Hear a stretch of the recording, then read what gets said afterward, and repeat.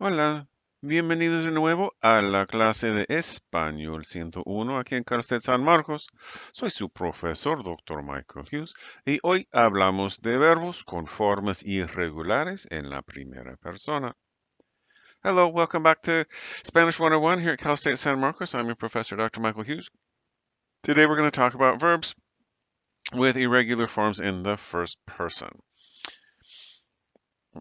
So, a number of Spanish verbs have unique stem for the first person singular. They're pretty common verbs, so you'll get to use them a lot. So hopefully that'll be easier to memorize.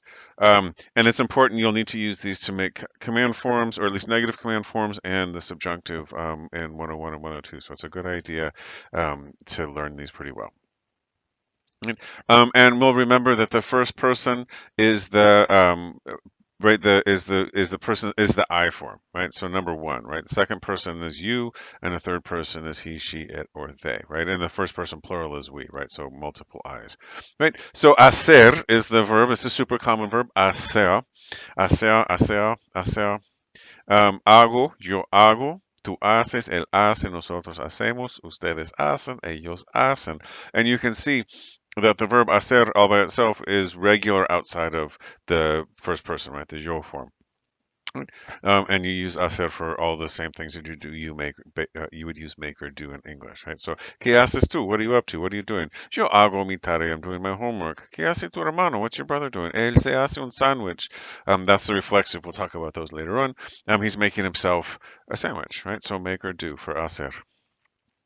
That's probably the most important one of all of them. But there's a bunch of other ones, and we'll go through them real briefly. And again, remember, they're irregular only in the first person singular, the yo form. Right, so here we go. Let's see what we got. Conocer, right, to know. To conocer means to be familiar with, right? Saber means to know things like facts, and conocer means to be familiar with. So yo conozco. Notice that's a Z right there. That's a bit of a weird spelling. You'll see that in a few other forms where there's an S right at the end. So conocer, yo conozco, tú conoces, él conoce, nosotros conocemos, ellos se conocen, or ellos conocen, right? They know, se conocen, they know each other. Um, Dar, super common word, dar. And the first one is doy, yo doy, tú das, él da, nosotros damos, ellos dan. Estar, super common again. So that means usually is to be, but it talks about location or states of, emotional states, things like that.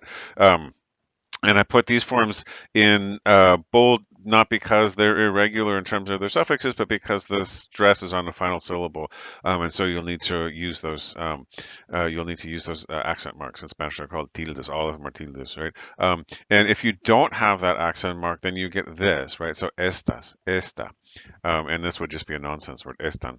Um, so keep that in mind. But anyway, the only irregular part is the yo form, estoy. Yo estoy, tú estás, él está, nosotros estamos, ellos están, ustedes están.